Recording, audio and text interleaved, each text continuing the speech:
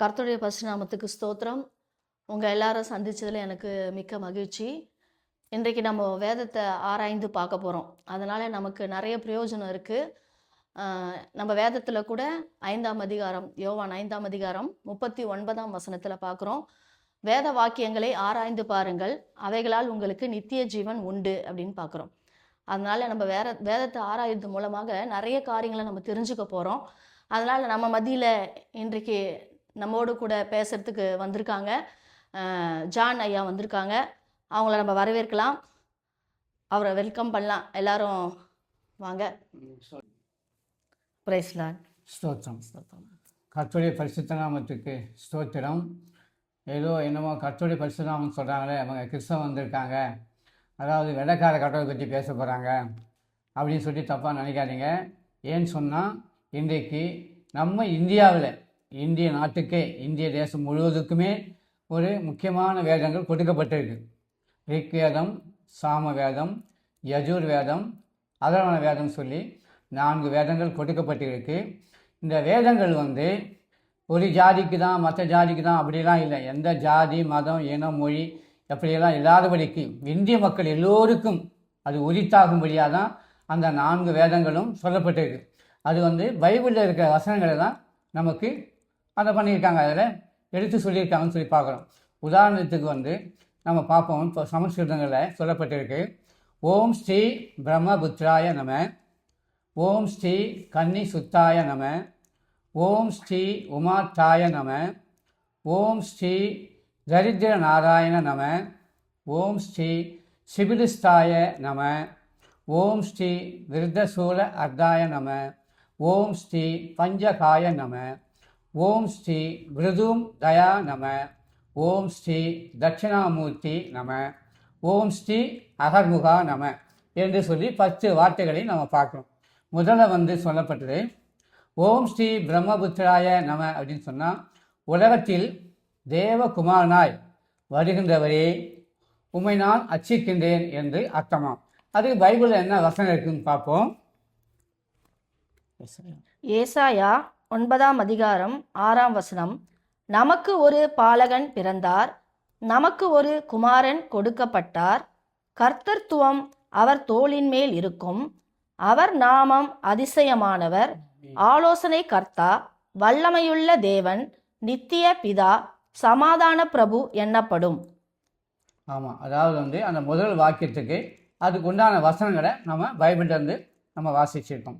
2வது வசனம், ஓம் ஸ்ரீ கன்னி சுத்தாய நம, கன்னியின் வயிற்றில் பரிசுத்தமாய் பிறந்த தெய்வமே உம்மை நான் அர்ச்சிக்கின்றேன் என்று அர்த்தமாம். அதற்கு வசனங்களை பார்ப்போம். ஏசாயா 7ஆம் அதிகாரம் 14ஆம் வசனம், ஆதலால் ஆண்டவர் தாமே உங்களுக்கு ஒரு அடையாளத்தை கொடுப்பார், இதோ ஒரு கன்னிகை கர்ப்பவதியாகி ஒரு குமாரனை பெறுவாள், அவருக்கு இம்மானுவேல் என்று பெயரிடுவார்கள். மத்தேயு 1:23 பார்ப்போம்.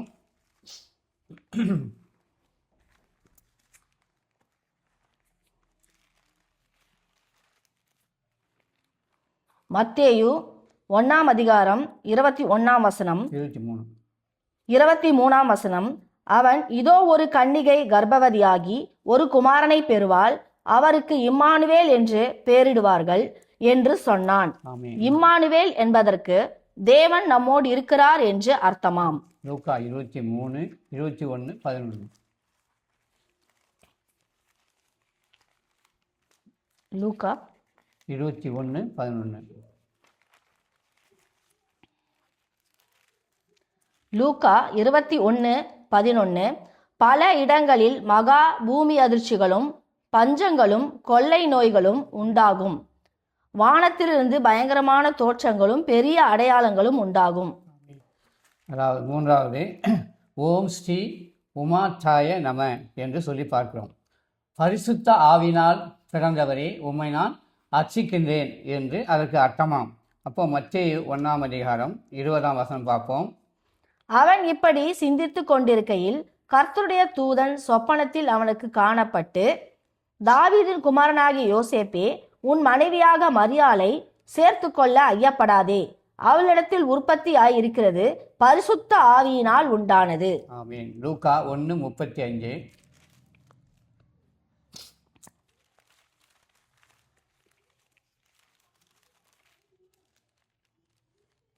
லூக்கா 1:35. தேவதூதன் அவளுக்கு பிரதியுத்தரமாக, பரிசுத்த ஆவி உன்மேல் வரும், உன்னதமானவருடைய பலம் உன்மேல் நிழலிடும், ஆதலால் உன்னிடத்தில் பிறக்கும் பரிசுத்தம் உள்ளது தேவனுடைய குமாரன் என்னப்படும். ஆமீன். ஓம் ஸ்ரீ தரித்திர நாராயண நம. ஏழை மனிதனாய் பிறந்த தெய்வமே, உம்மை நான் அர்ச்சிக்கின்றேன் என்று அர்த்தமாம். அதற்கு கலாத்தியர் 4ஆம் அதிகாரம் 5ஆம் வசனத்தை நாம் பார்ப்போம். கலாத்தியர் 4ஆம் அதிகாரம் 5ஆம் வசனம்.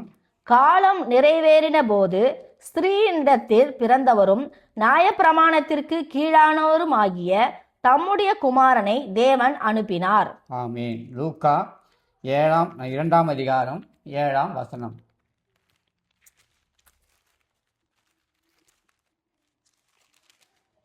லூக்கா 2ஆம் அதிகாரம் 7ஆம் வசனம். அவள் தன் முதற் பேரான குமாரனை பெற்று சத்திரத்திலே அவர்களுக்கு இடமில்லாதிருந்தபடியினால் பிள்ளையை துணிகளில் சுற்றி முன்னணியிலே கிடத்தினாள். 16ஆம் வசனம். தீவிரமாய் வந்து மரியாளையும் யோசேப்பையும் முன்னணியிலே கிடத்தி இருக்கிற பிள்ளையையும் கண்டார்கள். ஆமீன். அடுத்த வசனம் பார்ப்போம். ஓம் ஸ்ரீ சிபிலிஸ்தாய நம. மாம்ச விருஷ்டசேதனம் பெற்றவரே, உம்மை நான் அர்ச்சிக்கின்றேன் என்று அதற்கு அர்த்தமாம். லூக்கா 2ஆம் அதிகாரம் 21வது வசனம். பிள்ளைக்கு விருத்த சேதனம் பண்ண வேண்டிய 8ஆம் நாளிலே, அது கர்ப்பத்திலே உற்பவிப்பதற்கு முன்னே தேவதூதனால் சொல்லப்பட்டபடியே அதற்கு இயேசு என்று பெயரிட்டார்கள். ஆமீன். அடுத்த வசனம். ஓம் ஸ்ரீ விருத்த சூல அர்தாய நம. சூலம் போன்ற ஒரு மரம், பிராக்கெட்டில் கொலை மரம் என்று போடப்பட்டு இருக்கிறது. தம்மை பலியாக்கினவரே, உம்மை நான் அர்ச்சிக்கின்றேன் என்று அதற்கு அர்த்தமாம். அப்போது மார்க்கு 8ஆம் அதிகாரம் 31வது வசனம் பார்ப்போம். மார்க்கு 8ஆம் அதிகாரம் 31ஆம் வசனம். அல்லாமலும் மனுஷகுமாரன் பல பாடுகள் பட்டு மூப்பராலும் பிரதான ஆசாரியராலும் வேதபாரகராலும் ஆகாதவன் என்று தள்ளப்பட்டு கொல்லப்பட்டு 3 நாளைக்கு பின்பு உயிர்த்தெழுந்திருக்க வேண்டியதென்று அவர்களுக்கு போதிக்க தொடங்கினார். ஆமீன். 1 பேதுரு 2ஆம் அதிகாரம் 24வது வசனம். 1 பேதுரு 2ஆம் அதிகாரம் 24வது வசனம் இங்கே வரும். நாம் பாவங்களுக்கு செத்து நீதிக்கு பிழைத்திருக்கும்படிக்கு அவர் தாமே தமது சரீரத்திலே நம்முடைய பாவங்களை சிலுவையின் மேல் சுமந்தார், அவருடைய தழும்புகளால் குணமானீர்கள். ஆமீன். அடுத்த வசனம் பார்ப்போம். ஓம் ஸ்ரீ பஞ்சகாய நம. 5 காயங்களை பெற்றவரே, உம்மை நான் அர்ச்சிக்கின்றேன் என்று அர்த்தமாம். அதாவது 5 காயங்களை, தலையிலே முள்முடி, 2 கைகளிலே ஆணிகள், 2 கால்களையும் சேர்த்து ஒரு ஆணி, மொத்தம் 4 ஆணிகள், கடைசியாக விலாவிலே ஈட்டியிலே குத்தி எடுக்கப்பட்டது. இப்படி 5 காயங்களை ஏற்றுக்கொண்டார் என்று பார்க்கிறோம். அந்த 5 காயங்களை அவர் ஏன் ஏற்றுக்கொண்டார் என்று சொன்னால், அன்றைக்கு உலகம் 5 கண்டங்களை உடையதாக இருந்தது. அந்த 5 கண்ட மக்களுக்காக ஆண்டவர் 5 காயங்களை, தலையிலே முள்முடி, 2 கைகளிலே ஆணி, கால் 2 சேர்த்து வைத்து ஒரு ஆணி, 4 ஆணிகள், விழாவிலே ஈட்டினால் குத்தப்பட்ட காயம், இப்படி 5 காயங்களை அவர் ஏற்றுக்கொண்டார் என்று நாம் பார்க்கிறோம். அந்த தலையிலே முள்முடி சூடப்பட்ட அந்த முள் எத்தனையோ அதாவது 3 அங்குலத்துக்கு மேலே அந்த முள் நீளம் ஆழமுள்ளதாம். அது மட்டும் இல்லை, அந்த முள்ளில் விஷம் தட்டியிருந்தார்களாம்.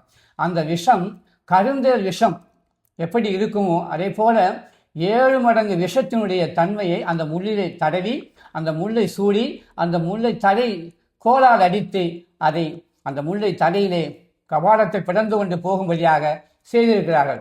அவ்வளவு வேதனைகளை உலகத்தில் உள்ள எல்லா மக்களும் பாவங்களிலிருந்து சாபங்களிலிருந்து விடுதலை ஆக வேண்டும், சுகம் பெற வேண்டும் என்பதற்காக அவரே இந்த பூமியிலே வந்து பாவ மனுஷனாய் பிறந்து பாவங்களை ஏற்றுக்கொண்டு ஒரு பாவமும் அறியாத அவர் நமக்காக பாவியானார், நமக்காக சாபமானார். ஆகவே அவர் முள்முடியை சூடிக்கொண்டு கைகளிலே கால்களிலே ஆணி ஏற்றுக்கொண்டு விழாவிலே குத்தப்பட்டு இந்த கைகளில் எல்லா சரீரம் முழுவதும் இரத்தங்களை பூமியிலே கடைசி சொட்டு வரை சிந்தி நம்ம எல்லாம் பாவத்திலிருந்து மீட்டு கொண்டார் என்று பார்க்கிறோம். அப்படியாக பார்க்கும் பொழுது அந்த 5 காயங்களையும் யோவான் 19ஆம் அதிகாரம் 5வது வசனத்தை பார்ப்போம். இயேசு முள்முடியும் சிவப்பங்கியும் தரித்தவராய் வெளியே வந்தார். அப்பொழுது பிலாத்து அவர்களை நோக்கி, இதோ இந்த மனுஷன் என்றான். ஆமீன். 19:8. பிலாத்து இந்த வார்த்தையை கேட்டபொழுது அதிகமாய் பயந்து மறுபடியும் அரண்மனைக்குள்ளே போய் இயேசுவை நோக்கி, நீ எங்கே இருந்து வந்தவன் என்றான். அதற்கு இயேசு மாறுத்தரம் ஒன்றும் சொல்லவில்லை. 23. போர் சேவகர் இயேசுவை சிலுவையில் அறைந்த பின்பு அவருடைய வஸ்திரங்களை எடுத்து ஒவ்வொரு சேவகனுக்கு ஒவ்வொரு பங்காக 4 பங்காக்கினார்கள். அங்கியையும் எடுத்தார்கள். அந்த அங்கி தையல் இல்லாமல் மேலே தொடங்கி முழுவதும் நெய்யப்பட்டதா இருந்தது. அடுத்த வாசை பார்ப்போம். ஓம் ஸ்ரீ விருதும் தயா நம. மரணத்தை வென்றவரே, உம்மை நான் அர்ச்சிக்கின்றேன் என்று சொல்லி அதற்கு அர்த்தமாம். ஏசாயா 25ஆம் அதிகாரம் 8வது வசனம். அவர் மரணத்தை ஜெயமாக விழுங்குவார். கர்த்தராகிய தேவன் எல்லா முகங்களிலும் இருந்து கண்ணீரை துடைத்து தமது ஜனத்தின் நிந்தையை பூமியில் இராதபடிக்கு முற்றிலும் நீக்கிவிடுவார். கர்த்தரே இதை சொன்னார். ஆமே. மத்தேயு 27ஆம் அதிகாரம் 53வது வசனம்.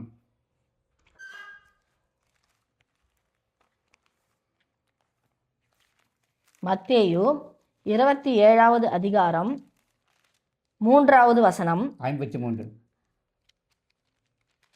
53வது வசனம். அவர் உயிர்த்தெழுந்த பின்பு இவர்கள் கல்லறைகளை விட்டு புறப்பட்டு பரிசுத்த நகரத்தில் பிரவேசித்து அநேகருக்கு காணப்பட்டார்கள். ஓம் ஸ்ரீ தட்சிணாமூர்த்தி நம என்று சொன்னார்.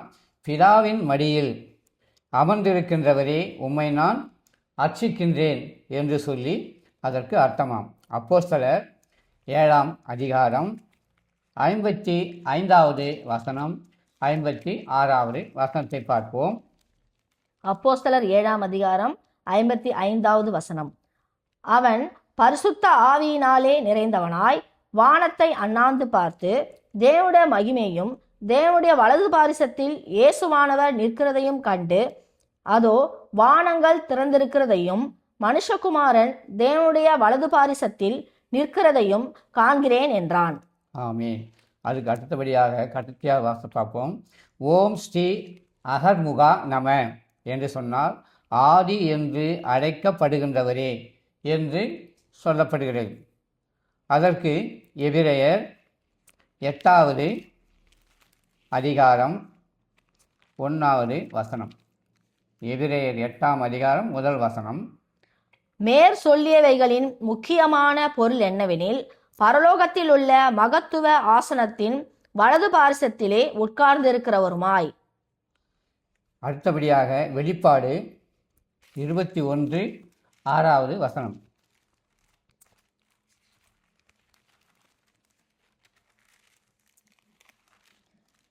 வெளிப்பாடு 21ஆம் அதிகாரம் 6ஆம் வசனம். அன்றியும் அவர் என்னை நோக்கி, ஆயிற்று, நான் அல்பாவும் ஒமேகாவும் ஆதியும் அந்தமுமாய் இருக்கிறேன். தாகமாய் இருக்கிறவனுக்கு நான் ஜீவ தண்ணீரூற்றில் இலவசமாய் கொடுப்பேன். ஆமென். இப்போது நாம் பார்த்த இந்த 10 வார்த்தைகளும் நம்முடைய இந்திய வேதாகமங்களிலே, அதாவது ரிக், சாமம், யஜூர், அதர்வன வேதங்களிலே கொடுக்கப்பட்ட இந்த 10 வார்த்தைகள், இந்த 10 வார்த்தைகளும் எங்கிருந்து வந்ததுன்னு சொன்னால், பரிசுத்த வேதாகமாகிய கிறிஸ்தவர்கள் வணங்கக்கூடிய ஆண்டவராகிய இயேசு கிறிஸ்துவின் வார்த்தையாகிய பைபிளிலிருந்து இந்த வார்த்தைகள் இருக்கிறது. இந்த வார்த்தையிலிருந்து தான் சமஸ்கிருதத்தில் எடுத்து எழுதி அந்நாட்களிலே எல்லோரும் அதை பயன்படுத்தி இருக்கிறார்கள் என்று நாம் பார்க்கிறோம். முதலாக இந்த பைபிள் என்பது நமக்கு பேப்பரிலே கொடுக்கப்படவில்லை. அதற்கு முன்பாக முதலிலே ஓலைச்சுவடை பயன்படுத்தி இருக்கிறார்கள், தோல் சுருளை பயன்படுத்தி இருக்கிறார்கள், துணிகளிலே எழுத்துக்களை எழுதி பயன்படுத்தி இருக்கிறார்கள் என்று நாம் பார்க்கிறோம். அப்படி இருக்கும்பொழுது இந்த வார்த்தை கடவுளுக்கு இந்த உலகம் முழுவதும் உள்ள எல்லா மக்களும் ஆண்டவராக இயேசு கிறிஸ்து இந்த உலகத்திலே வந்து பாடுபட்டு மரித்து 3ஆம் நாள் உயிர் தெரிந்து வந்த இந்த காரியத்தை எல்லோரும் அதை அறிந்து கொள்ள வேண்டும். எல்லோரும் பாவத்திலே இருக்கிற எல்லோரும் பரலோகத்திற்கு வர வேண்டும் என்பதற்காகத்தான் ஆண்டவராகிய இயேசு கிறிஸ்து ஆனவர் எகிப்து தேசத்திலே, இன்றைக்கு உலகத்திலே புல் வகைகள் ஏராளமான புல் இருக்கிறது. அருகம்புல் என்று சொல்வார்கள், கோரைப்புல் என்று சொல்வார்கள். அப்படி இருக்கும்போது எகிப்து தேசத்திலே கூட கோரைப்புல் இருக்கிறது, அருகம்புல் இருக்கிறது. ஆனாலும் கூட நமக்கு ஆண்டவர் நமக்கு வெளிப்படுத்தியிருக்கிறார், அந்த எகிப்து தேசத்தில் உள்ள மக்களுக்கு சிபிரஸ் பெபைரஸ் என்று சொல்லக்கூடிய ஒரு வகை நாணல் புல், அந்த நாணல் புல்லை சுத்திகரித்து அதை சுத்தமாக்கி அதில் சில கலவைகளை கலந்து காகிதம் தயாரித்திருக்கிறார்கள் என்று பார்க்கிறோம். அதை ஆங்கிலத்திலே பேபிரஸ், PAPYRUS, பேபிரஸ் என்று சொல்லப்படுகிறது. ஏன் பேபிரஸ் என்று சொன்னால் பேப்பர் என்று சொல்லி வழங்குகிறது. இன்றைக்கு உலகம் முழுவதும் பேப்பர்னு சொன்னால் எல்லோருக்குமே தெரியும். அந்த பேப்பர் தயார் பண்ணுறதுக்காக தான் சிபிரஸ் பெபைரஸ் என்று சொல்லக்கூடிய நாணல் புல்லை பறித்து கலவைகளை கலந்து காகிதங்களை தயாரித்திருக்கிறார்கள் என்று 1815ஆம் வருடம் இந்த காரியத்தை அங்கு தொடங்கியிருக்கிறார்கள். அந்த தொடங்கி ஆண்டவராக இயேசு கிறிஸ்து உலகத்தில் உள்ள எல்லா மக்களுக்கும் கர்த்தருடைய வார்த்தை போக வேண்டும் என்பதற்காக 500 கோடி பைபிள் அச்சிடப்பட்டு அந்த பைபிள் உலகம் முழுவதும் விநியோகிக்கப்பட்டிருக்கிறது என்று நாம் பார்க்கிறோம். ஒரு குறிப்பிலே இந்த பொறுப்பை இந்திய வேதாகம சங்கத்திடம் ஒப்படைக்கப்பட்டது. அந்த பைபிள்கள் அச்சடிக்கப்பட்டு பூர்த்தி செய்யப்பட்டு 1877ஆம் ஆண்டு வரைக்கும் சுமார் 55 வருடங்களாக அந்த பேப்பர்களை அதை தயாரித்து சுத்திகரித்து சுத்தம் பண்ணி எழுத்துக்களை அச்சடித்து அதையெல்லாம் பிரிண்ட் பண்ணி முடிக்க சுமார் 50 ஆண்டுகளுக்கு ஏறக்குறைய ஆகியிருக்கிறது என்று சொல்லி 55 ஆண்டுகளுக்கு ஆகியிருக்கிறது. அதன் பிறகுதான் உலகம் முழுவதும் இந்த பைபிள் விநியோகமாகப்பட்டு போயிருக்கிறது என்று பார்க்கிறோம் ஒரு குறிப்பின் மூலமாக. அப்படியாக வரும்பொழுது இந்த நாட்களிலே வேதம் என்பது முதலிலே வந்த ஒரு புத்தகம். அதற்கு முன்பாக புத்தக வடிவத்திலே எந்த விதமான ஆதாரம் உலகத்தில் கிடையாது. அது இந்துக்கள் புராணமோ இஸ்லாமியர்கள் புராணமோ இல்லை எந்த காரியங்களும் கிடையாது. முதலிலே வந்த ஒரு புத்தகம் பைபிள் தான். அந்த பைபிளில் இருந்து தான் பல வார்த்தைகளை எடுத்து இஸ்லாமியர்களும் இந்துக்களும் சீக்கியர்களும் புத்த மதத்தினரும் பயன்படுத்தி இருக்கிறார்கள் அதை என்று நாம் பார்க்கிறோம். அப்படியாக இருக்கும் பொழுது இந்த நாட்களிலே நமக்கு ஆண்டவர் வெளிச்சத்தை தந்தார் என்று சொன்னால் அந்த வேதத்தின் மூலமாகத்தான் என்று நாம் உணர்ந்து கொள்கிறோம். வேதத்திலே எல்லா காரியங்களும் இருக்கிறது, ஒன்று கூட குறைவில்லை.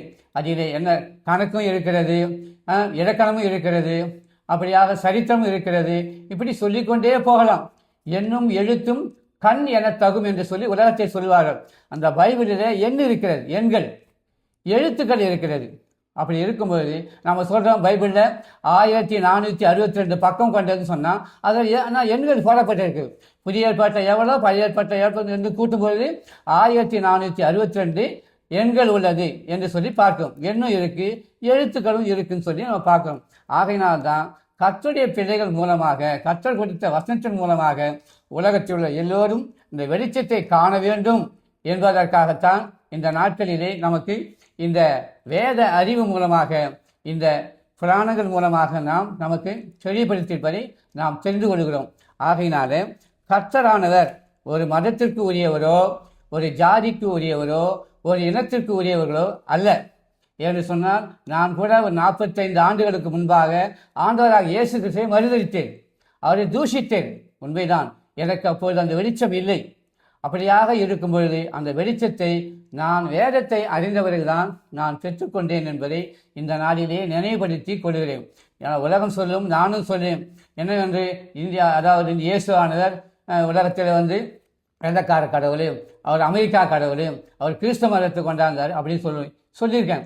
ஆனால் இன்னைக்கு அதெல்லாம் போய் அதெல்லாம் சொன்னது நம்ம தவறான காரியம். ஆகையால் தான் ஆண்டவர் சொல்கிறாரு, அவர்கள் அறியாமையினால் சொன்னார்கள். அறியாமையின் காலங்களிலே தேவன் காணாதவரை போல் இருந்தார். அறியாமன் காலத்தான் சொன்ன ஆண்டவர் ஆகிய இயேசு கிறிஸ்து உலக ரட்சகன் எனக்கு தெரியாது. அறியாமன் காலத்தான் சொன்னதுனால அதை அவர் மன்னிக்கிறவராக இருக்கிறார். யார் சொன்னாலும் யார் என்ன பேசியிருந்தாலும் எல்லாவற்றையும் மன்னிக்கக்கூடிய தேவன் நம் ஆண்டவராக இயேசு கிறிஸ்து மாத்திரமே. அப்படியாக அந்த மன்னிப்பை பெற்ற நான் இன்றைக்கு ஆண்டவரை ஏற்றுக்கொண்டு அவர்களுக்காக நான் இன்றைக்கு சாட்சியாக வாழ்ந்து கொண்டு வருகிறேன் என்பதை பார்க்கிறோம். உலக மக்கள் சொல்லுகிறார்கள்.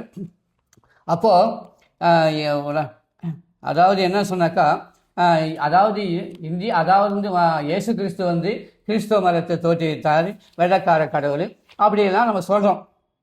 இருக்கட்டும், அப்படி இருக்கும்பொழுது ஆனால் இன்றைக்கு வெள்ளக்காரங்க கண்டுபிடிச்ச சில காரியங்களே நம்ம பார்ப்போம்.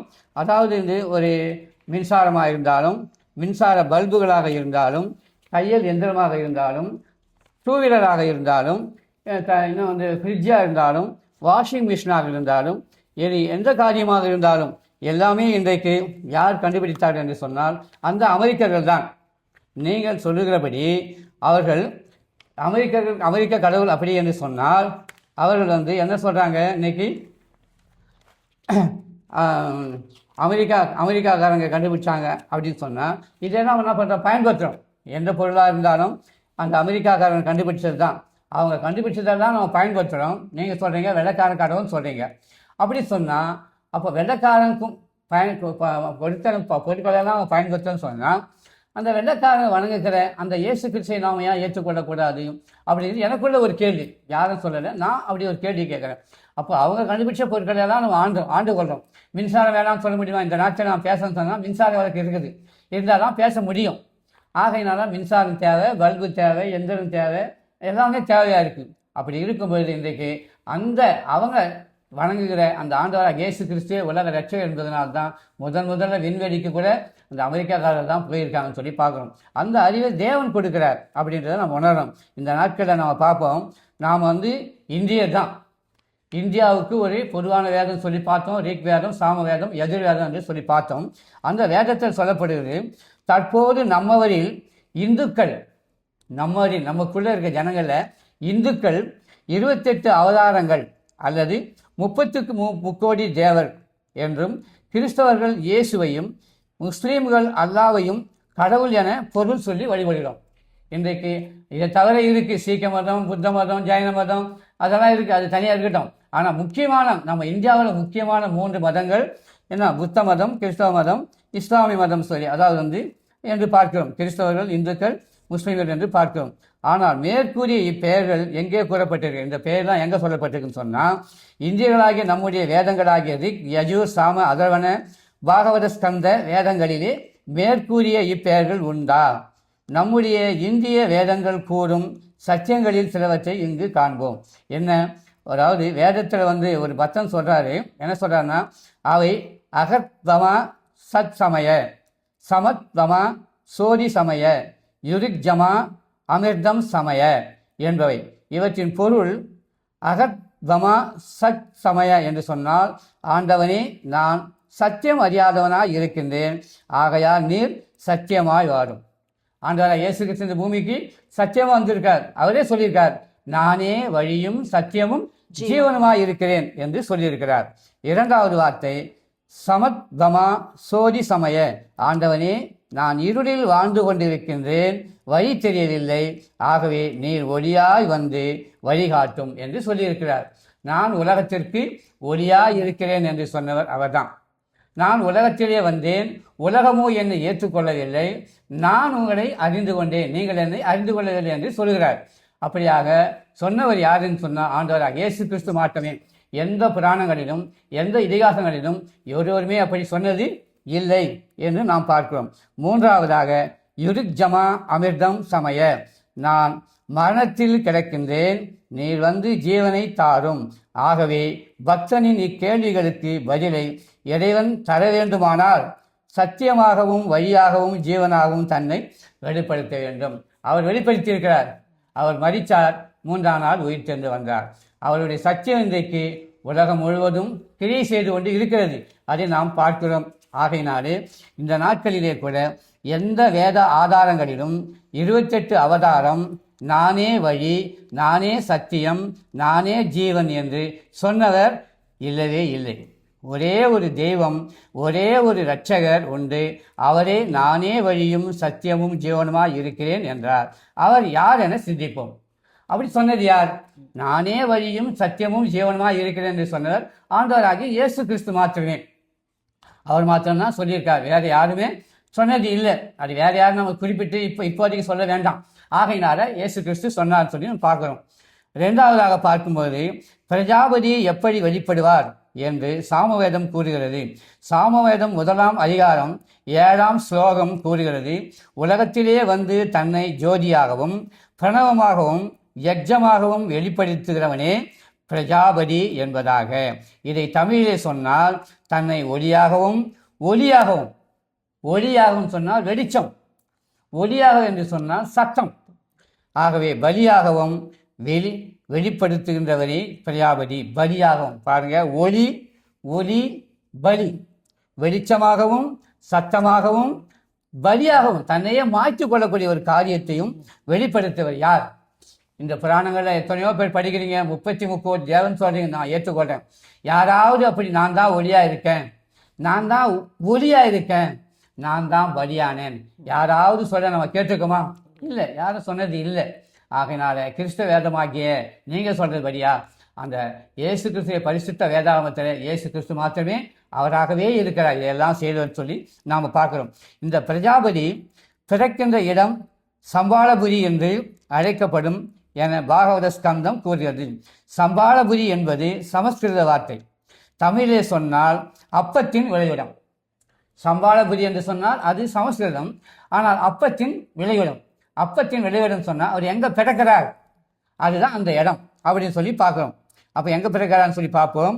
கிரேக்க மொழியிலே சொன்னால் பெத்லகேம் என்ற இடத்திலே பிரஜாபதி பிறப்பார் என கூறப்பட்டுள்ளது.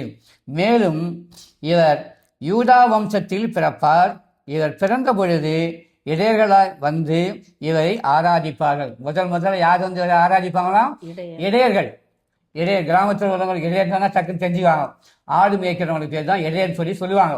அவங்க தான் முதல் வந்து தொழுது கொண்டாங்களாம், ஆராதிச்சாங்க. இவர் பிறக்கும் பொழுது பாலகர்களும் குழந்தைகளும் அரசனால் கொல்லப்படுவார்கள்.